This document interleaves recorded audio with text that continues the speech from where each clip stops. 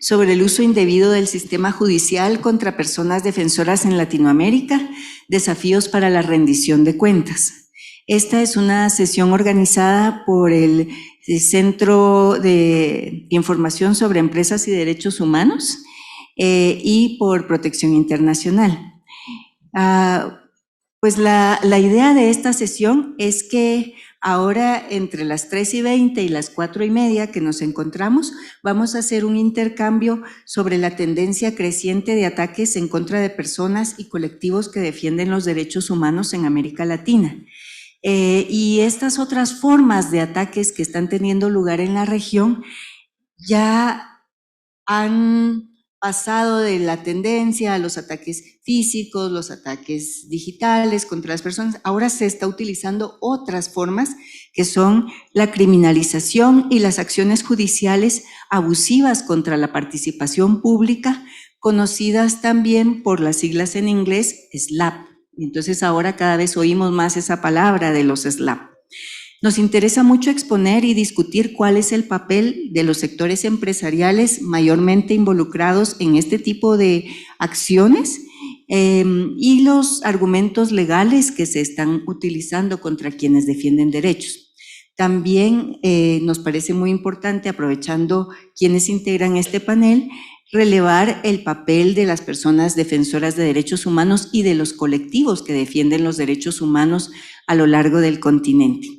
En esta conversación estaremos participando, voy a empezar aquí a mi izquierda con Lady Nancy Zuluaga. Ella es colombiana, investigadora legal y coordinadora de proyectos del Centro de Información sobre Empresas y Derechos Humanos, el CIED. A mi derecha está Juan Carlos Monge. Juan Carlos es representante adjunto de la oficina en Colombia de la Alta Comisionada de las Naciones Unidas para los Derechos Humanos. Está también Néstor Caicedo. Néstor es ecuatoriano, presidente de la Comuna Barranquilla, ubicada en la parroquia San Javier de Cachaví, provincia de Esmeraldas, en el norte del Ecuador. Néstor es un dirigente afrodescendiente y defensor de derechos humanos y del medio ambiente, quien ha sufrido judicialización y ya nos contará en su momento sobre esto. Y finalmente, pero no por eso menos importante, Esteban Tovar. Esteban es mexicano, especialista en el Mecanismo Independiente de Consulta e Investigación MISI desde 2018. Es responsable del análisis y la gestión de conflictos ambientales y sociales en América Latina y el Caribe. Y voy a estar moderando yo, Anabela Cibrián, defensora de derechos humanos guatemalteca y directora de la Oficina para Mesoamérica de Protección Internacional. Esta sesión está siendo transmitida también en la página del foro. Vamos a estar recibiendo sus preguntas en línea y también invitando a quienes se encuentran en la sala a que pues vayan pensando si tienen comentarios, preguntas que quieran hacer. Lo que quisiéramos es tener una conversación dinámica con quienes estamos aquí. Y por suerte, como empezamos unos minutos antes, apenas llevamos 2 minutos conmigo hablando. Entonces, como punto de partida para esta conversación, yo quisiera pedir a Juan Carlos que nos comente sobre el marco en el que se insertan estas formas de criminalización y los SLAPP actualmente, porque se tiende mucho entonces a estigmatizar y a criminalizar a quienes están ejerciendo derechos. ¿Nos puedes contar cómo está ese marco? No, muchísimas gracias, Anabela. Muchas gracias a cada una de las personas que nos acompaña aquí y virtualmente. Además, es un placer volver a ver a una defensora que quiero y admiro muchísimo como Anabela, con quien trabajamos en algún momento en Guatemala. Creo que me voy a quedar en una introducción muy general para recordar cosas que deben ser muy conocidas y aceptadas como parte de lo que es la realidad que da el marco internacional de protección de los derechos humanos y también la normativa nacional en nuestros países. Y creo que voy a decir cosas que son generales a todos. Primero, voy a recordar verdades de puño, ¿no? Son cosas que deberíamos asumir tanto sociedad civil, empresas y estados. Uno, porque se olvida muy frecuentemente, la defensa de los derechos humanos es una actividad legítima y necesaria que vitaliza las democracias. Por eso debe ser protegida. Y es casualmente, es esa una obligación de los estados, garantizar y proteger a las personas que defienden los derechos humanos. Y por garantizar y proteger también hay una obligación de no estigmatizar. Y eso es una cosa muy común, ¿no? Este es porque sobre todo los estados no se pueden prestar a estigmatizar. Si tienen fallas en la garantía y protección de los defensores y defensoras de derechos humanos, no pueden pasarse al otro lado de acusar y poner en peligro la defensa de los derechos humanos, la integridad física y la vida de los defensores.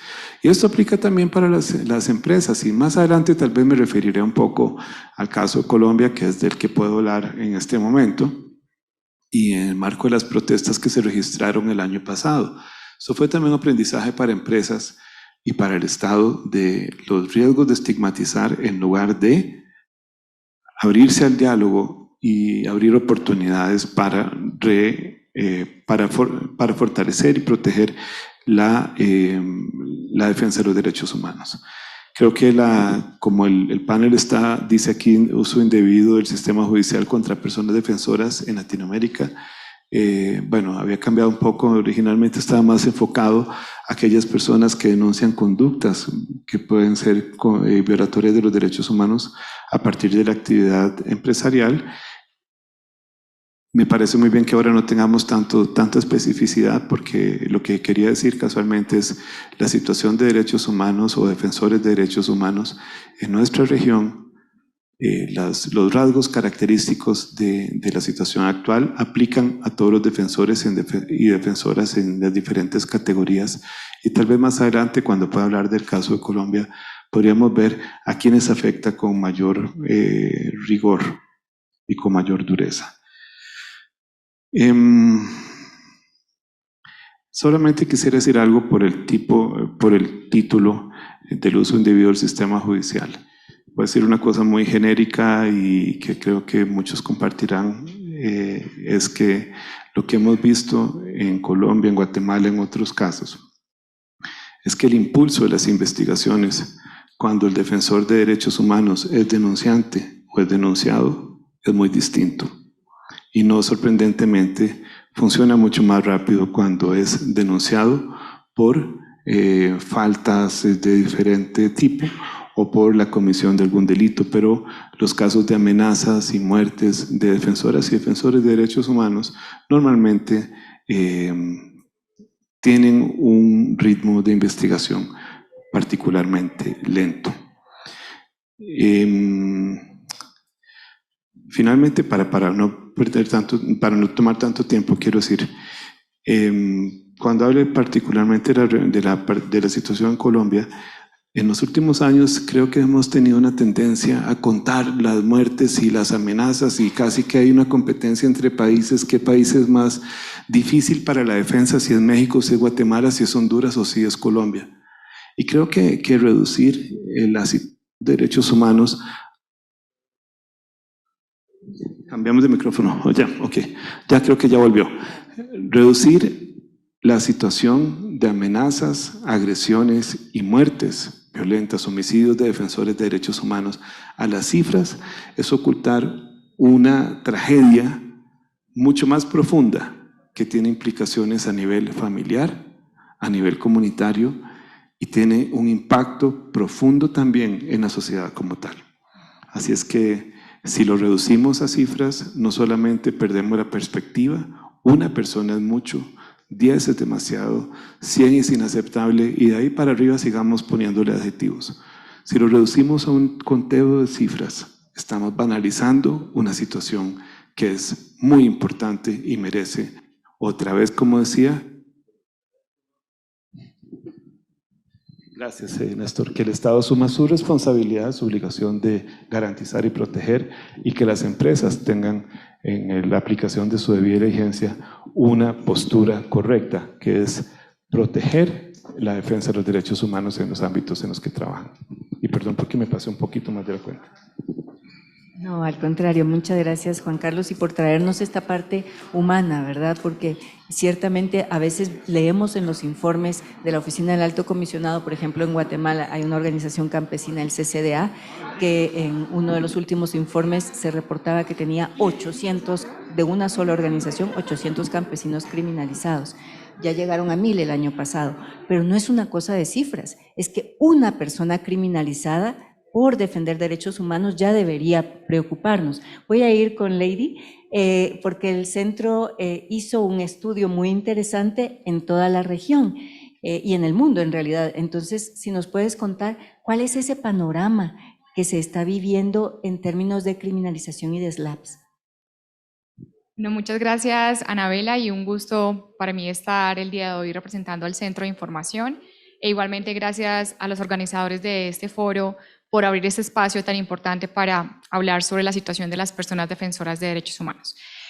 Como bien lo mencionaba Anabela, desde el Centro de Información y específicamente desde nuestro programa de libertades cívicas y personas defensoras de derechos humanos, venimos documentando la situación de personas defensoras alrededor del mundo. Desde el año 2015 empezamos a realizar una compilación de ataques en contra de personas defensoras y al momento que estoy hablando, desafortunadamente, hemos recopilado más de 4.000 casos en nuestra base de datos. Desde que publicamos nuestra base de datos hasta hoy, hemos identificado que alrededor del 40% de estos ataques en contra de las personas defensoras se relacionan con situaciones referentes al acoso judicial o al abuso judicial. Y es por esto que desde el año 2019 el Centro de Información comenzó a trabajar un poco más de cerca lo referente a las acciones judiciales en contra de la participación pública, con su nombre, con su sigla, como se conoce en inglés, SLAPs, teniendo en cuenta que empezamos a identificar un incremento de esas acciones en diferentes partes del mundo. Y digamos que esto es muy importante justamente en el marco del foro, porque muchas de esas acciones judiciales que son iniciadas directamente, para quienes no conocen el concepto, que son iniciadas directamente por las empresas en contra de las personas defensoras, bien acciones de carácter civil, penal, laboral, con el objetivo de intimidar, silenciar o acallar a las personas defensoras, se enmarcan justamente, o muchos de estos casos se enmarcan cuando las personas defensoras están buscando la rendición de cuentas por parte de las empresas. Es decir, que bien por intermedio de la publicación de un informe o por medio de la demanda en contra de una empresa, luego las personas defensoras terminan también siendo demandadas o denunciadas de carácter penal. Y si bien este es un tema que desde el centro hemos trabajado un poco más de cerca desde el año 2019, sabemos que hay muchas otras organizaciones alrededor del mundo, organizaciones de la sociedad civil, pero también organismos internacionales que han estado llamando la atención sobre el uso de estas acciones judiciales por parte de las empresas. El año pasado, justamente, el grupo de trabajo en su informe o en su guía sobre personas defensoras de derechos humanos hizo un énfasis en las diferentes acciones que los estados, las empresas y los inversionistas deben de tomar en el marco de los SLAPs. Igualmente encontramos que otros movimientos en Estados Unidos, Europa y África han ido cada vez más apuntando hacia cómo frenar el uso de estas acciones por parte de las empresas. Y algo muy importante también es que el año pasado el Investor Alliance for Human Rights publicó un llamado por parte de 44 instituciones que hacen parte de esta alianza, que conforman más de 270.000 millones de dólares para que justamente se adopten medidas para evitar que se tomen acciones referentes o en contra de las personas defensoras de derechos humanos. Y esto nos parece que es muy importante porque sabemos que ese tipo de comunicados, de llamamientos pueden tener un impacto muy positivo en la toma de acciones.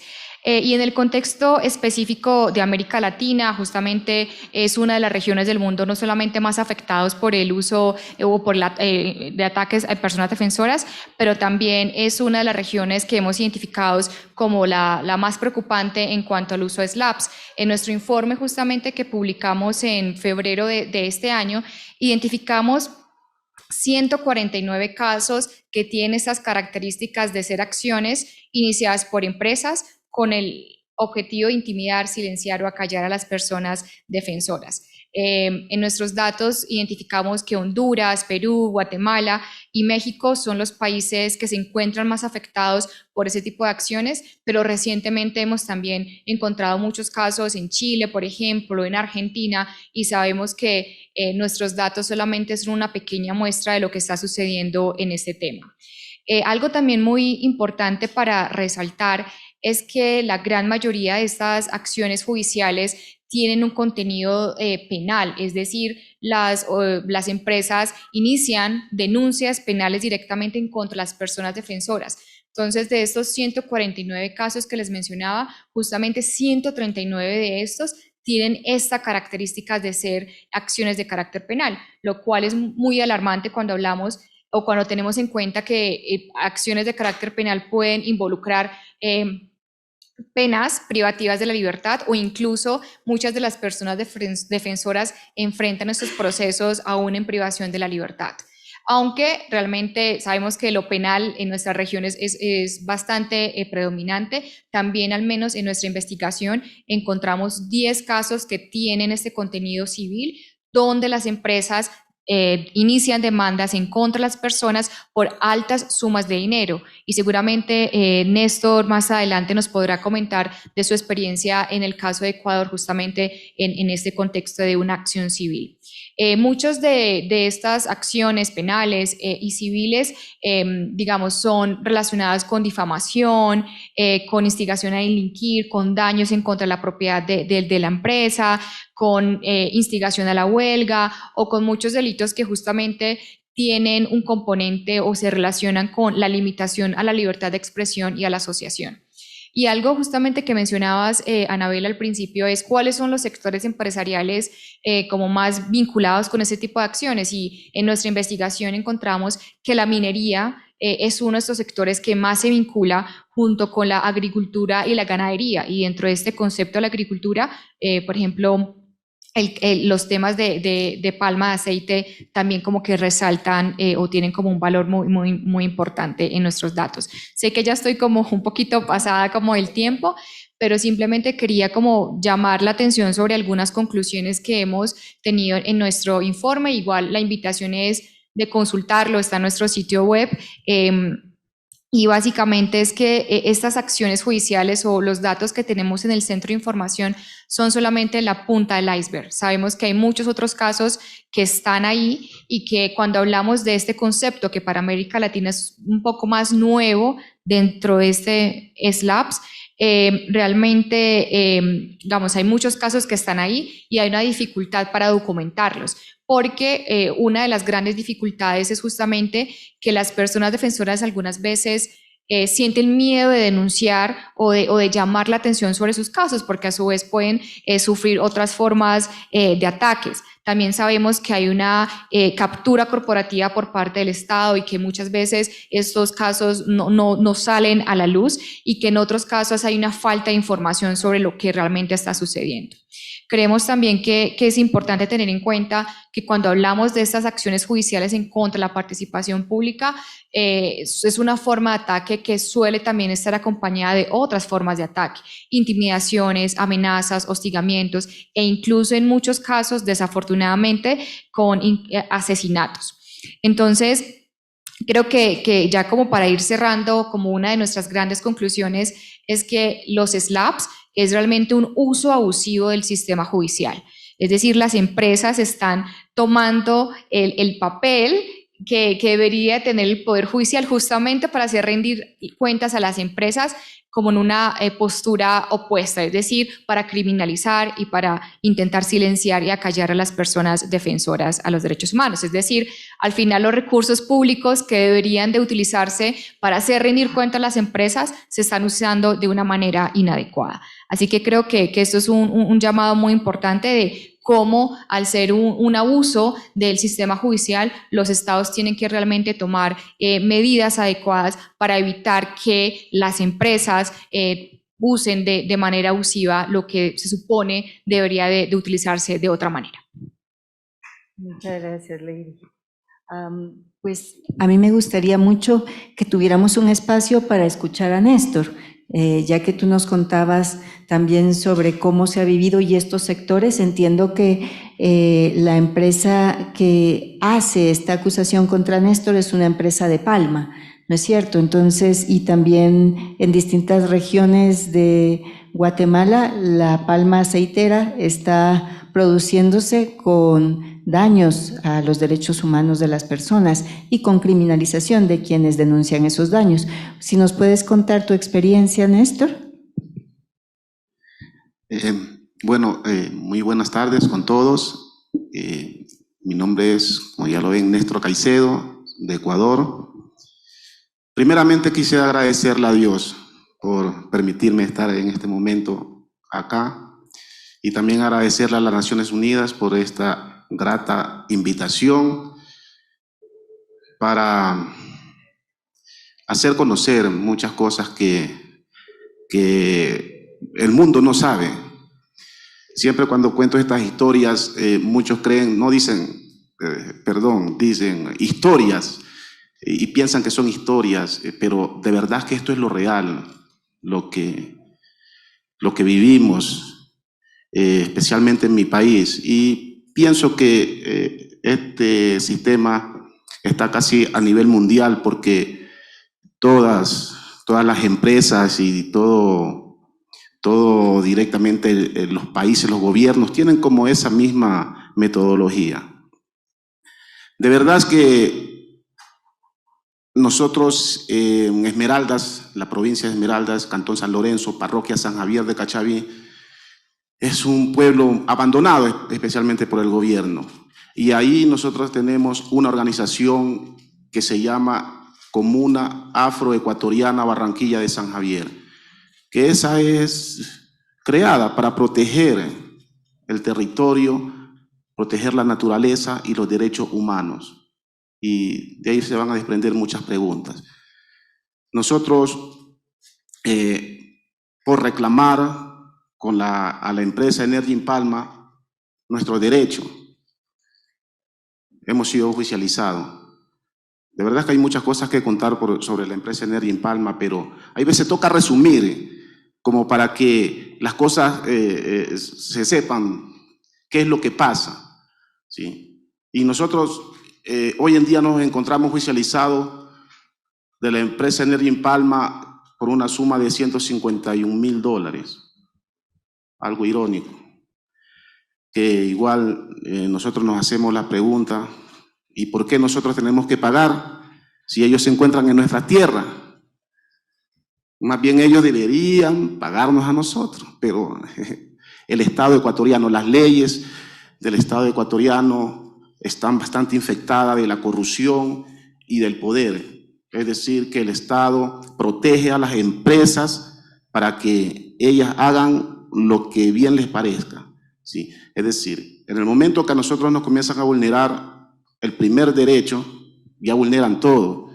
Y a nosotros ellos iniciaron vulnerándonos el derecho a la consulta libre informada. ¿Qué era que queríamos nosotros con la llegada de esa empresa? Si es que nosotros deberíamos aceptar que ellos se radiquen en nuestro territorio, cuáles eran los males. No, nosotros no supimos nada, solamente supimos cuando ellos ya tenían las palmas sembradas, ¿sí? Y con ahí nos vulneran el derecho a lo más importante, el agua. Nosotros, cuando nos comienzan a contaminar nuestros ríos y nuestros esteros, ya no teníamos peces para nosotros sobrevivir, para comer, donde nuestros ancestros nos criaron a nosotros, a todos los que hoy tienen una familia, ¿sí? Ya no se encuentran más los animales, la flora y fauna ha desaparecido. Entonces, con todas estas indignaciones, hay veces y reclamos a las autoridades, y las autoridades no le dan oído, y claro que uno tiene que reclamar, y ya uno tiene que poner el pecho, ¿sí? Y eso ya tocó hacerlo, a pesar de que nosotros en múltiples ocasiones hemos entablado diálogos con los directivos de las empresas. Energy Palma, por cierto, esa empresa se llama Energy Palma, pertenece al grupo de la Fabril, ¿sí? Es una empresa muy grande y muy poderosa, ¿sí? y muchas conversaciones con ellos ¿para qué? Para que arregláramos, porque me imagino que ellos deberían de haber tenido un acuerdo con el gobierno donde deberían de cumplir las acciones, o sea, lo forestal, que deberían ellos no contaminar, deberían de cumplir las acciones en las comunidades, hacer alguna especie de obra, qué sé yo, un dispensario, pero ellos en 20 años no hay ni una piedra en ninguna de las comunidades que diga Energy en Palma. Y todo eso nos lleva a nosotros a reclamar, a decirle, usted debe de cumplir la labor social y ambiental que tiene, pues, pero ellos no. Dicen, a nosotros no nos compite eso. Basado a eso, pues, hemos lanzado los reclamos y estuvimos paralizados, pero en nuestro territorio, porque esa empresa es muy grande, ¿sí? Y estuvimos parados en nuestro territorio en un lazo de 3 meses. ¿Por qué estuvimos en un lazo de 3 meses? Porque solamente nos tenían en reuniones conversando y haciéndonos perder el tiempo, ¿sí? De una u otra manera, ellos se dieron cuenta que estábamos reclamando y nos pusieron una serie de demandas. Primero nos denunciaron en la fiscalía, ¿sí? Por abuso a bienes ajenos, eso decían, que le estábamos robando. Igual no nos lograron probar que le estábamos robando, y con todos esos antecedentes llegaron a la judicatura. Pero ya la judicatura ya se prepararon, por cierto, porque ya su poder económico lo hicieron sentir, ¿sí? No tenemos las pruebas, pero nos consta a nosotros, eso es muy claro. El juez enseguida les aprueba unas medidas cautelares donde nos ordena que inmediatamente salgamos del territorio, que ese territorio es de la empresa Energy en Palma. Por cierto, le hemos mostrado todo, los documentos que tenemos nosotros, un documento legalizado, una escritura, ¿sí?, que tenemos nosotros de 1.430 hectáreas que nos entrega el mismo Estado. Y le hemos enseñado con coordenadas. Nosotros nos encontramos ubicados aquí en nuestro territorio, porque dice que es el territorio de la empresa. El juez dice no, es que la empresa Energy en Palma le da trabajo a miles de personas, es la economía del país, ¿sí? Ustedes nomás son comunas, es un pueblo, pero el gobierno más vale al que genera recursos para el país. Eso, para un juez directamente hacia nosotros es un insulto, porque nosotros no contamos para el país, es que no le generamos, ¿sí? Eso es lo que piensan, pero no se dan cuenta que nosotros sembramos la yuca, la papaya, hacemos todas las labores del campo y todos esos productos salen a las grandes ciudades, ¿sí? Que si nosotros no trabajamos, las grandes ciudades no comen, ¿sí? Entonces, todo eso a nosotros nos duele como campesinos. Y el juez, retomando lo del juez, reitera, dice, se van a sus casas porque esas tierras son de la comuna y desde ahí, de la empresa, y desde ahí nos mandan a desalojar con toda la fuerza policial, 150 efectivos, nos mandan a desalojar, donde habían personas adultas, niños, mujeres, ¿sí? Y los policías no van de buena manera, van directamente a disparar, a maltratar, a intimidar y todo eso. Es el caso que, compañeros, hay muchas cosas más que hablar por el tiempo, de verdad que me estoy quedando un poco corto, pero ese es el problema que tenemos en la provincia de Esmeraldas. Solamente quisiera terminar. Nosotros pasamos la primera instancia en el Cantón San Lorenzo, hemos apelado a la provincial y está lo mismo. Pensamos nosotros que el juez le va nuevamente a dar la razón a la empresa, porque ha hecho muchos cortes y ya nos mandaron para este 29 la audiencia para señalar que sí tenemos que pagar. Eso pensamos nosotros. Gracias. Muchas gracias, Néstor.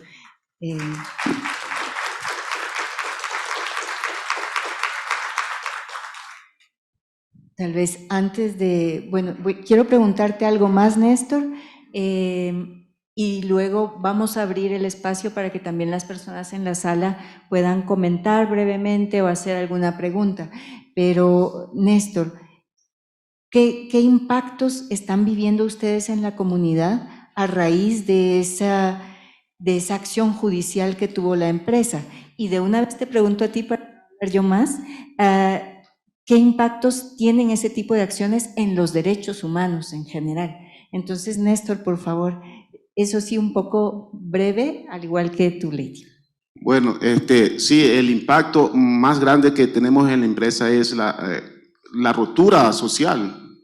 Por cierto, ese es uno de los impactos más grandes, porque, a ver, hay personas que tienen a los hijos y personas trabajando en esa empresa, y la empresa los amenaza y dice, si no le dicen al presidente de la comuna, porque es que a Néstor, que desista del reclamo, le vamos a votarle a usted y los tenemos en la lista. Esas personas vienen a reclamar a nosotros. Eso es un impacto que ya, o sea, si éramos amigos, ya estamos más distantes, ya no podemos conversar, ya él ya no es agradable conmigo. Sí. Otro de los impactos que tenemos, el miedo. Es decir, que nosotros ya los defensores de la naturaleza ya no podemos salir libremente, ¿sí? Y sin el temor que nos vayan a acribillar, a sicariar, porque es que eso está pasando con algunos líderes. Si reclaman mucho, le dan. Entonces ese es un impacto que nosotros tenemos, miedo. Y eso nosotros denunciamos y lo queremos denunciar a nivel mundial. ¿Sí? Nosotros como campesinos no tenemos otros enemigos. El único enemigo en común que tenemos se llama Energy in Palma. ¿Sí? Y por cierto, a nosotros para salir al pueblo no podemos salir libre porque tenemos ese miedo, ese malestar, que a mi familia la acribillen. El otro impacto que tenemos es sobre el trabajo. Especialmente nosotros los que defendemos la naturaleza y los que ya nos hemos hecho presentes, ya no podemos trabajar en el Cantón San Lorenzo en ninguna empresa, sea cual sea, si no sea de Palma, es que ellos tienen una red, ¿sí? Incluso mi familia y los que están vinculados a mi apellido, ¿sí? Lo analizan e investigan de hasta qué grado de sanguinidad tienen y no le dan trabajo. Es decir que mi hijo en uno de estos últimos días fue a buscar trabajo, él tiene 22 años, bueno, él ya tiene un compromiso y fue a buscar trabajo y le dijeron, traiga los papeles, ya le van a aceptar. Ahora sí, cuando se dieron cuenta que era hijo de Néstor Caicedo, lo sentimos mucho y no hay oportunidad. Muchas gracias. Bueno, muchas gracias, Néstor, por compartirnos su testimonio y la experiencia que han vivido en la comunidad, y realmente esperamos que el 29 sea algo positivo y pronto se resuelva como su situación. Bueno, Anabela, respecto a la pregunta, creo que ya Néstor nos dio como muchas luces de cuáles son como los impactos en materia de derechos humanos. Solamente resaltar, como brevemente lo mencioné en la primera parte de mi intervención, que estas acciones judiciales tienen un impacto muy grande en el ejercicio de la libertad de expresión y asociación. Igualmente, en muchos casos, el impacto en materia psicológica y en integridad personal y la libertad personal misma de las personas defensoras es muy importante. Y adicionalmente, como que algo que hemos también encontrado en nuestra investigación es que las personas defensoras tienen un impacto económico porque al final tienen que gastar de los recursos económicos que tienen para su defensa en materia de derechos humanos, sacar esos recursos para defenderse de las acciones judiciales de las empresas. Entonces vemos que, claro, organizaciones de base, organizaciones un poco más pequeñas que no tienen recursos económicos o sus recursos económicos son limitados, a veces terminan realmente yéndose en otro tipo de acciones que no deberían de ser. Y finalmente, creo que como otro aspecto importante en cuanto de estos efectos es justamente ese, como lo mencionaba Néstor, el efecto amedrentador, o como se conoce en inglés, el chilling effect, que permite o que lleva a que muchas organizaciones o personas defensoras tomen un paso atrás o como limiten sus acciones por miedo a enfrentarse a situaciones de similar naturaleza o incluso a situaciones más graves. Sabemos que hay muchos defensores que son digamos que su lucha es incesante, pero desafortunadamente en muchos casos esto lleva a que las personas defensoras decidan no continuar con su labor. Gracias, Lady. Quisiera dejar espacio para las personas que están ahora aquí presentes. Si tienen preguntas, aquí arriba veo 4 manos, entonces esas van a ser las 4 intervenciones de este momento y luego vamos a regresar aquí porque todavía tenemos a Esteban que no ha hablado y está esperando. Muy bien, entonces compañeras, compañeros, si pueden ser breves, 1 minuto decía ayer en el caucus el compañero que moderó, pero adelante. Bueno, muchas gracias. Mi nombre es Pablo Araujo, soy de la Defensoría del Pueblo de Ecuador. Felicitar la valentía de Néstor en poner su caso en un foro internacional, me parece súper importante. Mi pregunta para los demás panelistas es ¿qué tipo de mecanismos hemos identificado que pueden utilizar funcionarios judiciales o funcionarios estatales, como el caso de la Defensoría del Pueblo, que puedan aportar para evitar el uso indebido del sistema judicial en contra de defensoras y defensores de derechos humanos? En Ecuador tenemos muchos casos parecidos al de Néstor, y que a la final, como están involucrados la mayoría, si no todos, en procesos penales, se los siguen encauzando y eso limita justamente el ejercicio de defensa de derechos humanos.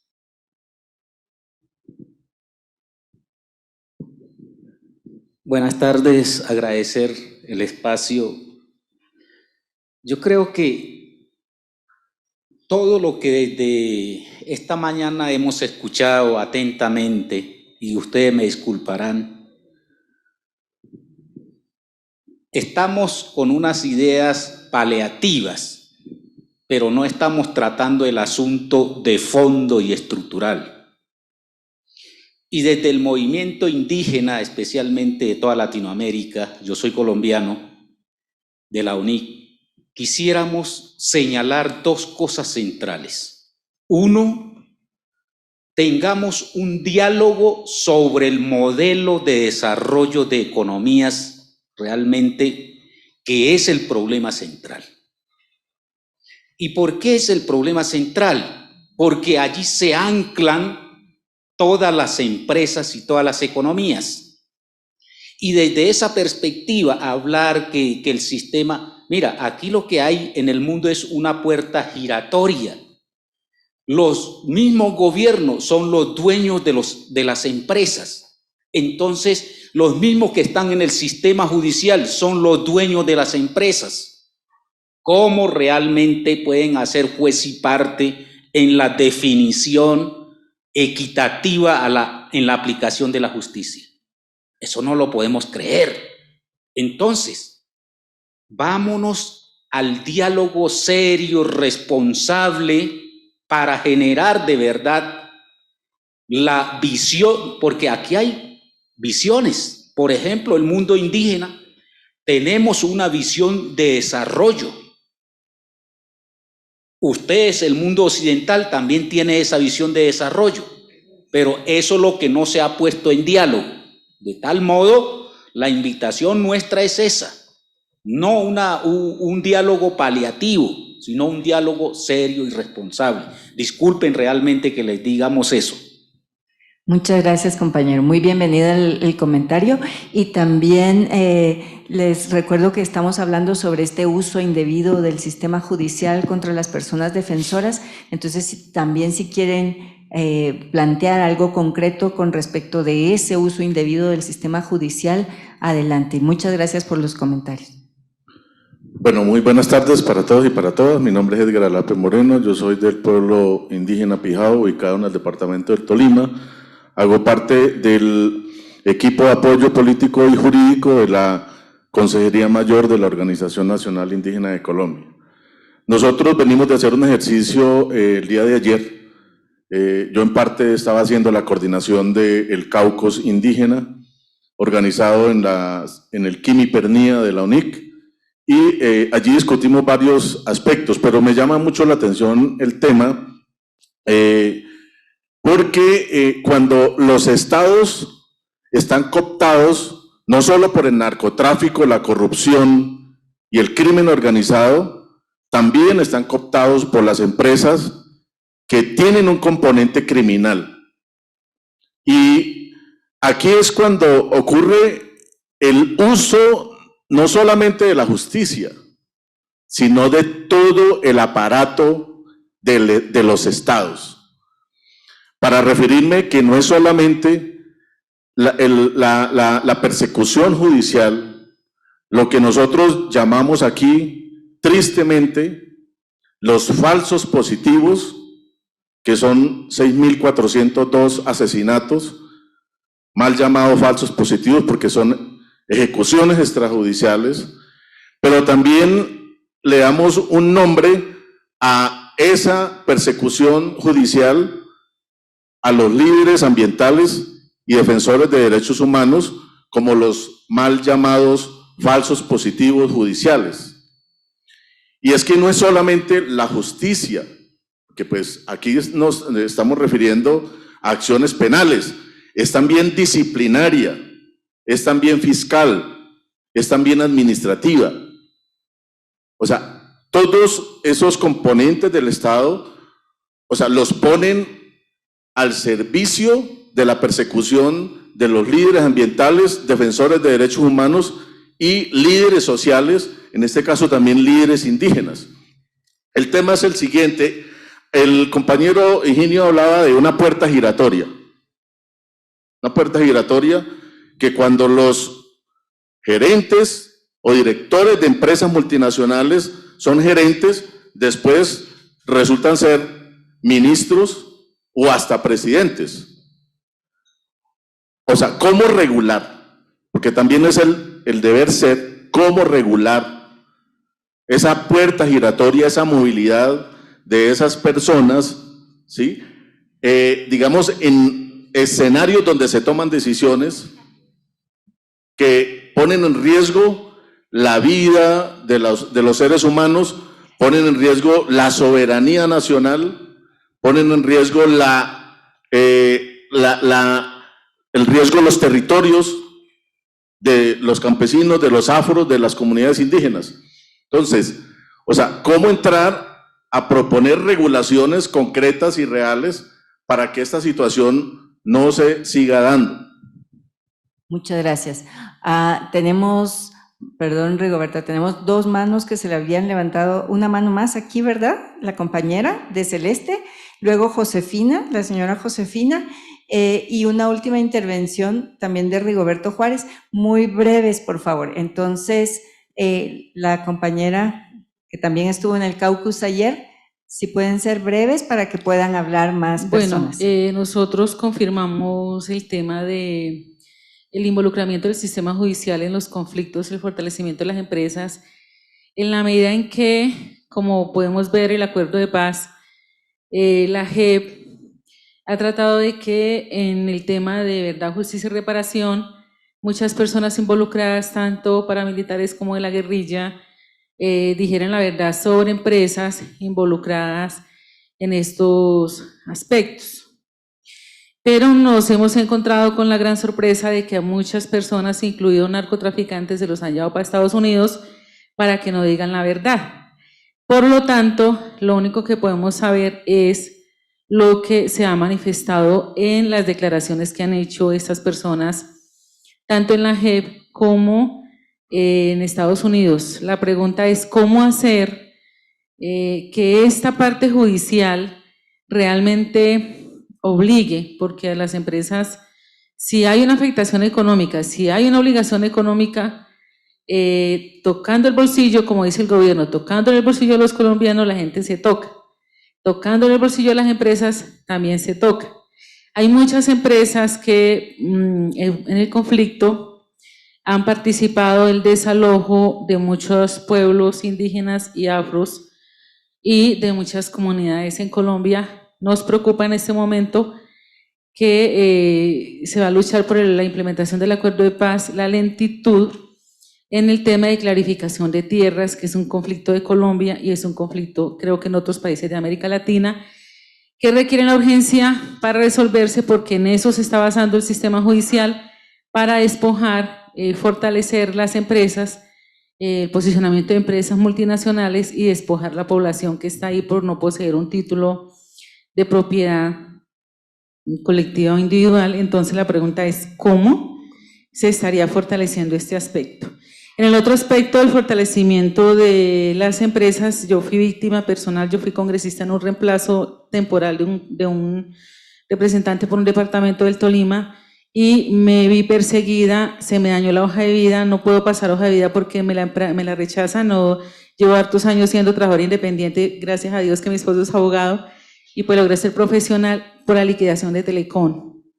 Eso ocurrió entre el 1998-2003, en una normatividad irregular, fue el robo de Telecom, y hoy el Consejo de Estado tiene represada en Colombia las demandas de Telecom, de los trabajadores que salieron sin indemnización, y la Comisión de Acusaciones de la Cámara del Congreso de la República de Colombia archivó el proceso. El Consejo de Estado lo volvió a retomar, pero eso quedó dormido, y en mi hoja de vida aparezco como una profesional inepta, con muchos irrespetos. Los medios de comunicación creo que hay que involucrarlos en este proceso, porque le dañan la hoja de vida a las personas, y como ocurre con la persona que me antecede con el tema, a él se le dañó la hoja de vida, a mí también se me dañó la hoja de vida. Yo paso la hoja de vida y me la rechazan porque fui muy burlada y muy maltratada en este tema, y aunque actué en ese momento como un profesional en el tema judicial, no fui respaldada aún con los jueces, porque en Colombia hay muchos jueces honestos, hay profesionales honestos, pero también hay una corrupción en el sistema.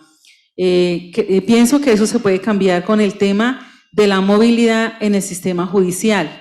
Es decir, que los jueces no terminen tan viejitos en esos cargos porque se les daña el corazón, que se pueda modificar este sistema judicial y que duren un tiempo en el que salgan, generen empleo y lleguen nuevos jóvenes que tienen una mentalidad renovada, diferente, y puedan hacer un cambio en ese sistema judicial. Muchas porque gracias, los que compañera. tenemos en Colombia, muchos se nos han dormido y se nos han vuelto corruptos, y otros son muy buenos, entonces eso hay que resaltarlo también. Nuestra solidaridad con usted también por esto, y quisiera preguntar en la sala si podrían levantar la mano personas que en algún momento han sufrido una forma de acoso judicial, criminalización por parte de empresas o por su resistencia a empresas. Muy bien. Muchas gracias, compañeros, compañeras. Voy a dejar a Rigoberto Juárez Mateo, el señor con el sombrero allá, y perdón, Josefina, la dejo a usted al final porque está aquí más cerca. Muchas gracias. Muchas gracias, Anabela, y el panel. Yo diría que de pronto habrá que ver cómo también usar los términos, porque el título que está allá enfrente dice uso indebido del sistema de justicia, y para mí no es uso indebido, sino que es uso malicioso. Uso malicioso del sistema de justicia para criminalizar a autoridades indígenas y defensores de derechos humanos. Eso ahí nos lleva entonces a un cuestionamiento mucho más fuerte, mucho más duro, ¿ya? Nuestros pueblos, yo soy Maya Anjobal, en la parte noroccidente de Guatemala. En nuestros pueblos indígenas tenemos nuestros sistemas jurídicos propios.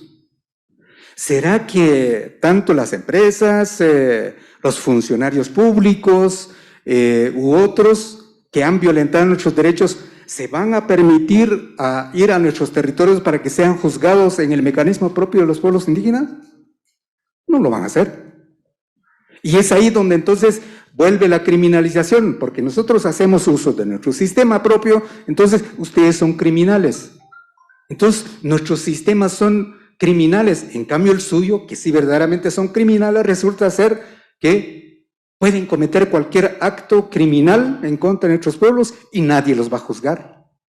Entonces ahí un uso malicioso, un uso perverso, y no es el sistema de los pueblos indígenas, sino que es su sistema propio. Es decir, ellos elaboraron su sistema y resulta que la violentan, pero cuando resulta alguno de ellos cometiendo algún acto en ese sistema, no se va a la cárcel. Entonces, por eso digo, es uso malicioso del sistema de justicia. Muchas gracias por el aporte, Rigoberto Juárez. Voy a acercarme aquí a doña Josefina porque estoy más cerca y así ya podemos continuar. Adelante.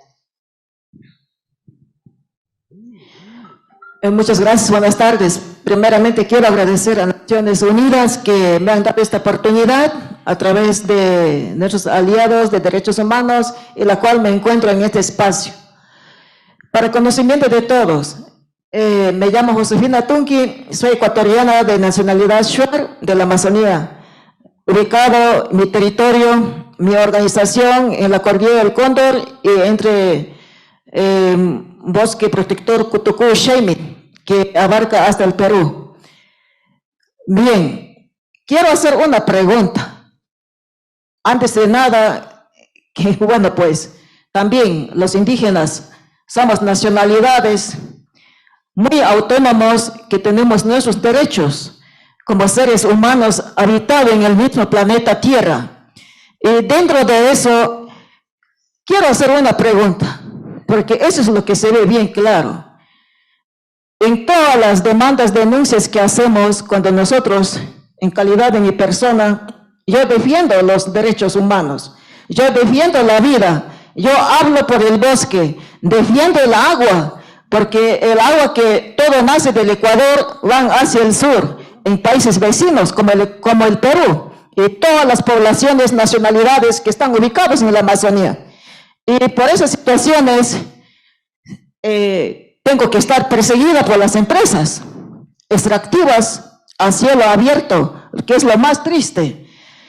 Y asimismo, antes que yo sea electa presidenta, yo tengo a otros defensores que fueron más antes que de mí, y ya están muertos, son matados, por defender los derechos. Donde que a mí, igual por defender los derechos, tengo llamadas en mi teléfono, donde que me dicen, presidenta, ya están sueltos los 4 sicarios, pagados para que te eliminen. He demandado a la empresa Solaris, ya estoy terminando mi administración, que es 4 años, apenas me queda 8 meses. Estoy esperando la respuesta de los derechos humanos. Hemos presentado la denuncia en la OIT, pero lamentablemente no hay ninguna respuesta. Y dentro de esos espacios, ahora ya estamos con las confrontaciones. Las empresas, sean mineras extractivas y de otros tipos de empresas, tienen dinero, tienen más plata. Aquí gana el que tiene más plata, no el que dice la verdad. Por eso es que no confiamos nosotros como pueblos. Nosotros tenemos nuestros derechos de autonomía. Aquí, quien debe que rendir cuentas son los gobiernos, presidentes de la República. En mi país, Lazo. Anterior fue Guillermo, ¿cómo se llama? Lenín Moreno. Y más antes fue de la Alianza País Correa. Y ahora también Lazo. Pensamos que iba a ser diferente, pero cada vez elegimos peor presidente. Por eso es que esta vez estamos luchando. En mi país estamos de marcha resistiendo todos. A nivel de mi país, no solo pueblos indígenas. Ya mismo se va a estallar el Ecuador. Yo pido de manera urgente que seamos atendidos. Nuestras demandas que hemos presentado, que sean atendidas, porque tenemos un derecho. Si no es así, si no tenemos atención, que los derechos humanos no hagan justicia cuando ya estemos muertos. Hagan justicia mientras que estamos vivos. Y luchemos por la vida. Escuchamos de calentamiento global. Eso ya nos enseñaron nuestros abuelos, que tenemos que respetar las cordilleras, los ríos que nacen la vida, porque si no respetamos las normativas de recursos naturales de buen uso, debíamos que llegar a lo que estamos viviendo ahora, es lo que estamos viviendo. Entonces exijo mis derechos de amparo, porque yo ya tengo presentado mi denuncias a la empresa. Gracias. Gracias, doña Josefina. Quiero pasar ahora contigo, Esteban, y es que como hemos oído aquí de las muchas intervenciones que han habido, tanto desde el panel como desde el público, hay una gran preocupación por este uso del sistema judicial, incluso la emisión de leyes nuevas que facilitan usar la justicia contra quienes defienden derechos. Pero también hemos escuchado de casos de personas que usan la justicia, que hacen la denuncia pública y que sufren represalias. Entonces, sobre esto, las represalias, recuerdo que el MISI publicó en 2020, en mayo, una guía sobre represalias y cómo abordarlas, y hablaba de las amenazas, de los ataques contra personas defensoras de derechos humanos, ataques físicos, ataques digitales, pero no se hablaba de esto que ahora hemos escuchado tanto. Entonces, te quería preguntar, ¿esa guía puede ser útil para evitar también represalias de este tipo usando la criminalización y los SLAPP? Muchas gracias a todos, todas, todes que están aquí, y gracias por la pregunta, Anabela. Creo que es importante primero iniciar qué es el mecanismo, y para muchos es conocido, para otros no. Somos un mecanismo no judicial. Atendemos reclamos ambientales y sociales de proyectos que son financiados por el Grupo BID, tanto privados como públicos, y somos una oficina independiente que recibe reclamos de comunidades que están en la región, desde México hasta la Patagonia. En nuestra región, y esto no es nuevo, es una realidad, vivimos en una alta polarización con un incremento de represalias. Simplemente hay que estar aquí sentado 4 minutos para escuchar la criminalización que existe hacia todos. Los datos están, los documentos han estado, la data existe, esto no es nuevo y es algo que está creciendo. Y el MISI lo ha visto así, y hablo realmente de lo que hemos nosotros visto en los últimos años, un incremento en los casos que manejamos con temor a represalias que llegan o no a concretizarse. Y como bien decía el compañero acá arriba, y varios autores, Svampa, que lleva años diciendo esto, son concepciones distintas de desarrollo. Y eso es lo fundamental. Si no se entiende eso como básico, son condiciones de qué se entiende por territorio, qué se entiende por naturaleza, qué se entiende por desarrollo, qué se entiende por ambiente, y si no nos sentamos a hablar, esto nunca va a cambiar. Y esto lo hemos visto durante décadas. En ese sentido, es importante que lo que hizo el mecanismo es entender estas directrices que nos han permitido identificar cierta evolución, por ejemplo, de los actos de represalias. Y pongo un ejemplo muy básico, es que hay 3 etapas y es básico. ¿Cómo inicia una represalia? Como le pasó a la compañera, una llamada por celular, una estigmatización en redes sociales, en el pueblo, en la comunidad, durante la misa, en cualquier momento. Empieza con un ataque verbal y esto evoluciona a utilizar sistemas judiciales, como lo estamos aquí diciendo. Y esto evoluciona, desgraciadamente, en violencia. En el último caso, digamos, en la muerte, en el ataque físico, violencia física del defensor de derechos humanos y del ambiente. Y esta es la evolución que hay que identificar desde un inicio. No, digamos, es que realmente siguen esa vinculación. Bien lo dice Lebrak, bien lo dice Ain, que son conflictólogos reconocidos. Hay que quitarse la mentalidad proyecto, porque la mentalidad proyecto lleva a estas consecuencias, que es lo que estamos viendo aquí. En ese sentido, el MISI, como comentábamos, inició este esfuerzo, abrió muchamente este tema en el grupo, en el Banco Interamericano de Desarrollo, y fuimos pioneros, pero bien, ya muchas unidades dentro del banco están implementando nuevas directrices, nuevas guías que celebramos, que la tolerancia cero debe ser así. Pero finalmente yo quiero dejarlos con 5 ideas, que eso creo que es muy básico, no diría recomendaciones, pero ideas en nuestra gestión de casos en América Latina. Número 1, que es importante identificar las dinámicas existentes. Un proyecto no llega, un proyecto es un disparador de constantes históricas que llevan miles de años diciendo. No llegamos, y como bien decía Rigoberto, es la visión occidental de 200 años. Bueno, aquí las comunidades indígenas llevan milenios en este continente y nos enmarcamos en eso. Un proyecto, una empresa, un banco de desarrollo, un gobierno tiene que reconocer que está inmerso en unas dinámicas polarizantes. Número 1, nuevamente salir de la mentalidad proyecto. Número 2, reconocer la labor de ustedes. Reconocer la labor del defensor de derechos humanos como un valor agregado. Y es muy básico, lo voy a decir en el lenguaje de las empresas. It's good for business. Es bueno para el negocio, claro que sí. son visiones que deben ser reconocidas para el negocio. Es bueno para una empresa, es bueno para un Estado, es bueno para la comunidad tener esos espacios de diálogo. Número 2 es que hay externalidades, positivas en ello. Número 3, hay que cambiar esta narrativa y regreso justamente a lo que decía Rigoberto. Cambiar barreras a puentes, opacidad por transparencia, estigmatización por incorporación. El poder de la palabra es bastante fuerte. Y si no empezamos con ese cambio de normativa, ese cambio de palabra, no vamos a llegar nuevamente a ningún resultado. Y vamos a estar aquí en 20 años con los mismos problemas, con diferentes caras y con números desgraciadamente mayores. En 4 es que toda empresa, todo gobierno, todo banco multilateral, toda defensoría del pueblo tiene que invertir bien en análisis de riesgo. Eso es una de lo que nosotros hemos identificado. Y esto va más allá, que ahora tenemos que invertir en, como han sido ahora rigurosos los estudios de impacto ambiental, tienen que ser rigurosos los estudios de derechos humanos en los proyectos. Necesitamos tener una evaluación previa de qué hay en temas de derechos humanos, porque estamos entrando nuevamente a un contexto polarizante.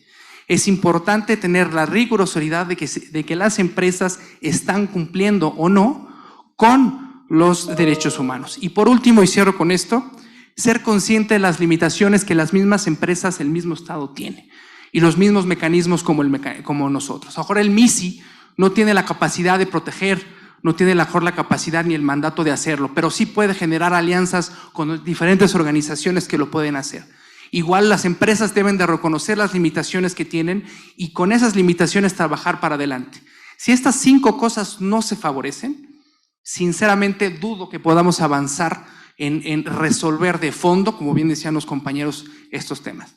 Paro ahí y muchas gracias nuevamente por la invitación. Muchas gracias, Esteban. Bueno, entonces yo quisiera pasar a retomar una de las preguntas que nos hicieron desde el público y pedirle a Lady si ella nos puede hablar qué tipos de mecanismos se han identificado que se puedan utilizar para evitar ese uso indebido del sistema judicial para limitar la defensa de los derechos humanos. Bueno, gracias, Anabela, y gracias por esta pregunta.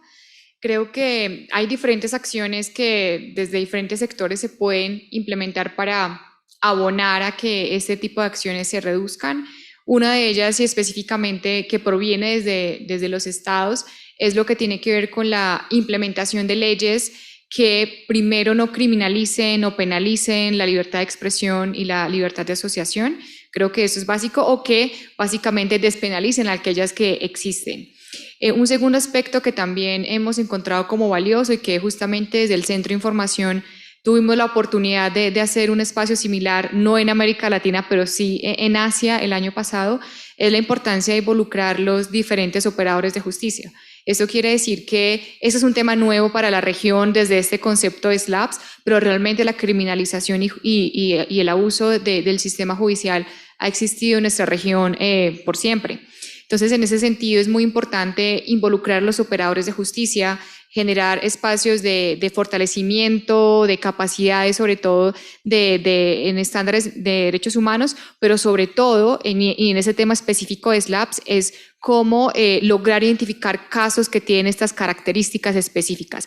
Porque eso es un aspecto importante. No es fácil identificar cuáles son este tipo de casos y es importante entonces que los diferentes operadores de justicia puedan realmente conocer el concepto, acercarse a él, comprender cuáles son esas diferentes características para poder identificar los casos y que a su vez desde el Estado como tal se puedan adoptar leyes que puedan desestimular el ejercicio de ese tipo de acciones. En algunos estados como en Estados Unidos, en otros países en Asia y en este momento en Europa, hay iniciativas específicas con leyes que se denominan anti-SLAPS. Quieren decir que son leyes que tienen una estructura tal que buscan que dentro de los procesos judiciales se puedan, por ejemplo, desestimar los procesos civiles o penales en etapas tempranas, o por ejemplo que a su vez se desincentive el uso de estas acciones, por ejemplo, con la imposición de sanciones en contra de las empresas que están iniciando ese tipo de acciones. Entonces, hay como muchas acciones que desde lo legislativo se podrían implementar, pero también desde el fortalecimiento o la importancia de difundir este tema y que sobre todo, incluso desde la misma sociedad civil, sea un tema que pongamos cada vez más dentro de las discusiones, porque este es un aspecto muy específico que hay que diferenciarlo de la criminalización. En estas acciones son las empresas quienes tienen un rol específico para intimidar a las personas defensoras. Muchas gracias, Lady. Nos quedan 5 minutos. Juan Carlos, volviendo al deber estatal de protección y a la responsabilidad de las empresas de respetar los derechos humanos, ¿qué acciones se pueden tomar desde el Estado, además de las que mencionaba Lady, para prevenir los SLAP o para actuar frente a los SLAP y estas otras formas de criminalización que están dándose? Bueno, aquí aprovechando que está mi colega Abigail, nosotros trabajamos 3 dimensiones, el trabajo, el tema de defensores humanos, prevención, protección y judicialización. Ya cuando estamos hablando de protección, es que nos saltaron varios de los filtros, es muy tarde probablemente. Entonces yo voy a hablar primero de algunas cosas que son importantes, una etapa preliminar, y después hablar de algunas experiencias que pueden ser interesantes y que existen en el caso de Colombia. En tema de prevención, vuelvo a insistir, esto va para Estado, para empresas, no estigmatizar y privilegiar el diálogo antes de que las cosas se salgan de control. Y ahí vuelvo a la inquietud del colega de la Defensoría del Pueblo del Ecuador. Creo que ahí las instituciones nacionales de derechos humanos tienen un papel preventivo de buscar esos mecanismos y tratar de estar antes de que se criminalice la defensa de los derechos humanos. Y creo que es una labor. Ayer había una sesión preliminar en la que esa era la discusión. ¿Qué podían hacer diferente? ¿Qué podían hacer? ¿Qué más podían hacer las instituciones nacionales de derechos humanos? Creo que sí hay que tener algo claro, que es una cosa que cobije a defensores, a gobierno, al Estado en general, y no hacerlo de espaldas a las empresas, una política de garantía y protección de los defensores de derechos humanos, pero una discusión que sea participativa y no una imposición de un sector hacia el otro. Creo que ese es un diálogo amplio, nacional, que debería intentarse de manera más seria y con un objetivo claro de tener claras cuáles, bueno, perdón la redundancia, pero sí tener claros cuáles son las reglas de participación, saber cómo el Estado va a asegurarse de que no solamente brindar las garantías y dar protección cuando es necesario, sino también va a recordar al sector empresarial y va a recordar al Estado cuáles son sus obligaciones en este campo, digamos. Ya cuando estamos hablando de los principios de Naciones Unidas de Derechos Humanos y empresas, la parte de remediar ya llega muy tarde, ¿no? Entonces, mi invitación es a enfocarnos en la primera etapa. Pero hablando de investigación, creo que hay algo importante que hemos aprendido en estos años. Colombia, con la situación de defensores y defensoras de derechos humanos que tiene, el año pasado solamente menciono un par de cifras, tomando en cuenta lo que es el principio, no sé las cifras, pero como indicador son importantes. La oficina recibió 202 alegaciones de homicidios contra defensores y defensoras de derechos humanos, de los cuales 100 se pudo comprobar que había una vinculación entre la actividad ejercida y la muerte, ¿no? O sea, había un vínculo causal entre la muerte y la defensa de los derechos humanos. Y recibimos 1.116 denuncias de agresiones y amenazas contra defensores y defensoras. Esto es un poco demasiado, ¿no? Y entonces es muy normal no solamente la estigmatización, sino culpar a la víctima de estas agresiones y amenazas porque quién sabe qué hizo o quién sabe en qué anda metido, y eso es lo típico. Bueno, lo vemos, recuerdo también en Guatemala, así siempre, pero es lo normal.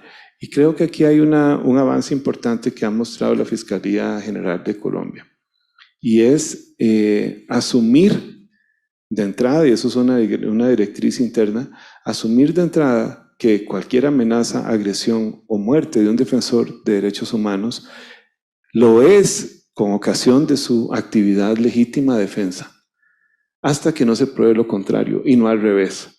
Lo que hemos estado acostumbrados a ver es que se cuestiona todo, se buscan 5 patas al gato y demás, y ya en los 47 segundos que me quedan, lo correcto es hacerlo así.